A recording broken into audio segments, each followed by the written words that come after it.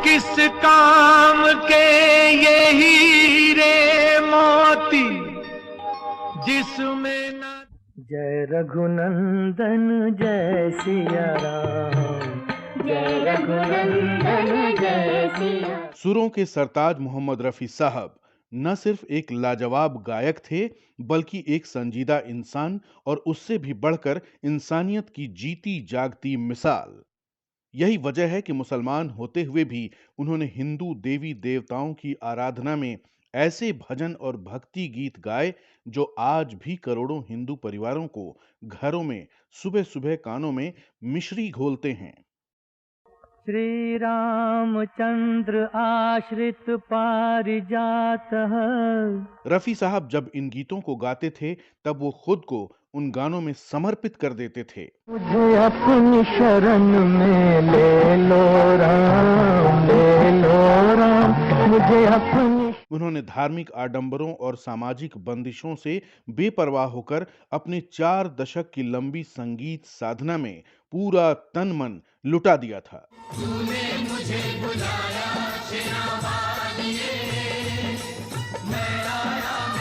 वो किसी भी तरह का गीत गा सकते थे। उनके गाए गीतों में उनका मजहब और खुदा कभी आड़े नहीं आया। देवा हो देवा, गणपति देवा, तुमसे बढ़कर कौन। दोस्तों, इस वीडियो में हम आपको आगे बताएंगे कि रफी साहब ने मौलवियों के कहने पर क्यों छोड़ दिया था गाना और कैसे टूटा था उन पर थोपी गई मुस्लिम कट्टरता का भ्रम। मुझे अपनी शरण में ले लो राम, ले लो राम, मुझे अपनी। नमस्कार दोस्तों, आप देख रहे हैं लेजेंड पोस्ट। आज के एपिसोड में हम बात करेंगे मखमली आवाज के फनकार मोहम्मद रफी और उनके गाए भक्ति गीतों, भजन और उनकी संगीत साधना की। मुझे बुलाया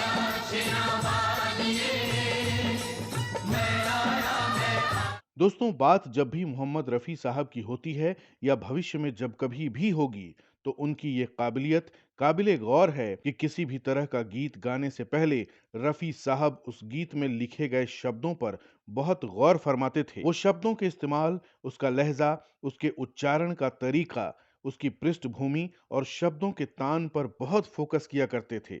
इसके बाद ही वो गीत का मर्म समझते हुए तान छेड़ते थे। मन सबका था,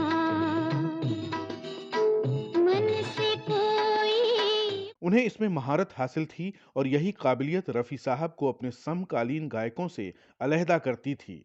जग से चाहे भाग ले कोई, जग से कहा जाता है कि रफी साहब में आत्मदान की अद्भुत और ईश्वरीय क्षमता थी। यानी गीतकार के लिखे गीत और संगीतकार के बनाए धुन में वो अपनी रूहानी आवाज के जरिए कुछ न कुछ नया और अनूठा जोड़ देते थे जो उनकी गायकी को उम्दा बना देता था।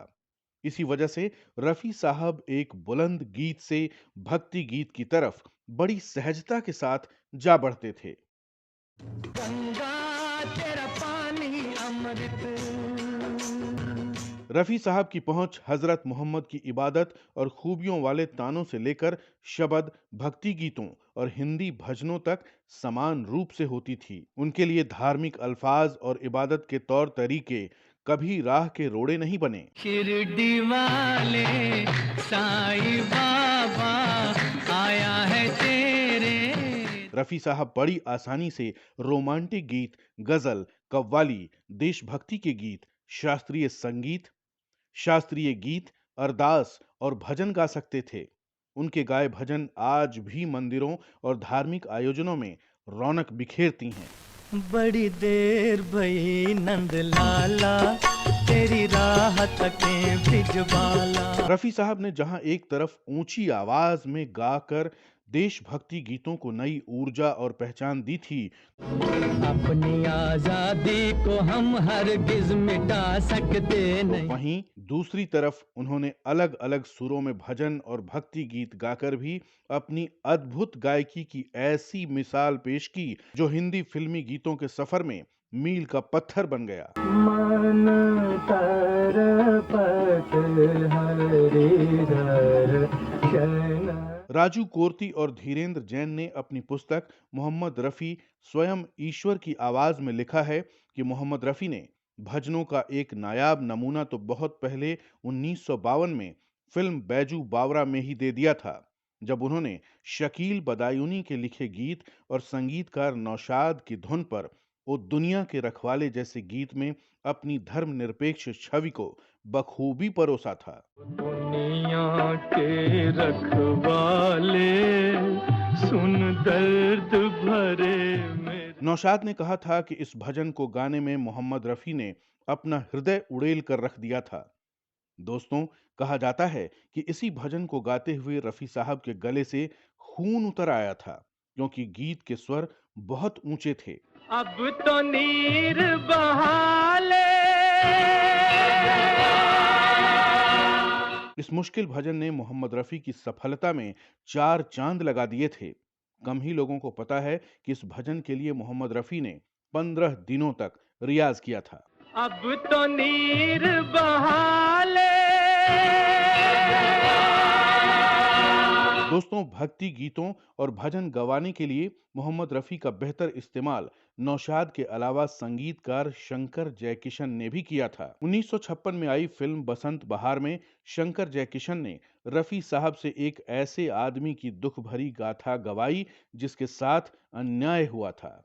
अब तो नीर बहाले। फिर इसी फिल्म में रफ़ी साहब ने थके हारे मनुष्य की प्रभु से गुहार लगाई, दुनिया न भाए मोहे अब तो बुला ले चरणों में। दुनिया न भाए मोहे अब तो बुला ले। दुनिया न भाए। मोहम्मद रफ़ी के गले से एक खास तरह का स्वर निकलवाने के लिए संगीतकार खयाम की भी तारीफ की जानी चाहिए, जिन्होंने रफ़ी साहब से 2 गैर फिल्मी भजन तेरे भरोसे हे नंदलाल और पांव पड़ूं तेरे श्याम गवाए थे। लेकिन संभवतः सबसे अच्छा भजन जो मोहम्मद रफ़ी ने गाया था वो बसंत देसाई की फिल्म भरत मिलाप का था। हालांकि ये फिल्म फिल्मी पर्दों पर बस लगी और उतर गई थी। उस फिल्म में मोहम्मद रफ़ी ने अपनी आवाज के जादू से हताश भरत की भावनाओं को बहुत अच्छी तरह संवारा था, जो निर्वासित राम को ढूंढ रहे थे। बता दो राम गए किस। दोस्तों, इसी गीत की रिकॉर्डिंग के बाद वसंत देसाई ने उमंग भरे शब्दों में कहा था कि मोहम्मद रफ़ी की आवाज तो ईश्वरीय आवाज है, जो गलती से धरती पर भेज दी गई है। इनके अलावा संगीतकार चित्रगुप्त ने 1954 में रफ़ी साहब से गवाया कहाँ छुपे हो राजा राम। 1961 में एक मनोरंजन प्रधान फिल्म आई थी घराना। इसमें संगीतकार रवि ने मोहम्मद रफ़ी से एक भजन गवाया, जय रघुनंदन जय सिया राम। जय रघुनंदन जय सिया राम। जय रघुनंदन। इस भजन की विशेषता सिर्फ इसके भक्ति विभोर कर देने वाले गीत संगीत और रफ़ी साहब की रूहानी आवाज भर नहीं थी, बल्कि इस भजन की शुरुआत में मोहम्मद रफ़ी ने संस्कृत की कुछ पंक्तियां भी पढ़ी, जो उनकी लगन और प्रतिभा का लोहा मनवाता है। रफ़ी साहब ने न तो संस्कृत की तालीम ली थी और न ही वे इस सामाजिक पृष्ठभूमि से आते थे। बावजूद इसके उन्होंने जिस अंदाज में इसे पेश किया वो उनकी लगन, मेहनत और काम के प्रति समर्पण को दर्शाता है। 1970 के दशक में रफ़ी साहब का एक और भजन लोगों की जुबान पर चढ़ा। वो था सुख के सब साथी दुख में न कोई। ये भजन है फिल्म गोपी का, जिसके बोल लिखे हैं राजेंद्र कृष्ण ने और इसका संगीत दिया है कल्याण जी आनंद जी ने। इस भजन में रफ़ी साहब ने ऐसा आभास दिया है कि मानो उनकी आवाज सचमुच एक बीत रागी की ही है, जो सांसारिक मोह माया का त्याग कर चुका है। सुख के सब साथी दुख में। दोस्तों, रफ़ी साहब की अल्लाह में बहुत आस्था थी। वो हर वक्त की नमाज भी पढ़ते थे। वो इतने सीधे सादे इंसान थे कि उन्होंने मौलवियों के कहने पर फिल्मों में गाना बंद कर दिया था। दरअसल हुआ ये कि मोहम्मद रफ़ी जब फिल्मी दुनिया में अपनी आवाज का जादू बिखेर रहे थे, उसी दौरान वे एक बार हज पर गए थे। जब वे हज से वापस लौटे तो कुछ मौलवियों ने उन्हें कहा कि अब आप हाजी हो गए हैं, और आपको ये गाना बजाना शोभा नहीं देता। तब रफी साहब ने मौलवियों की बात मान ली और गाना बंद कर दिया। हालांकि बाद में उन्हें अपनी गलती का एहसास हुआ और अपना फैसला बदलते हुए फिर से भजन, प्रार्थना, गुरुवाणी गाने लगे। रफी साहब किसी मजहबी कट्टरपंथ में बंधने वाले इंसान नहीं थे। उनके लिए हर मजहब एक समान था। वो खुद को अल्लाह का आदमी कहते थे।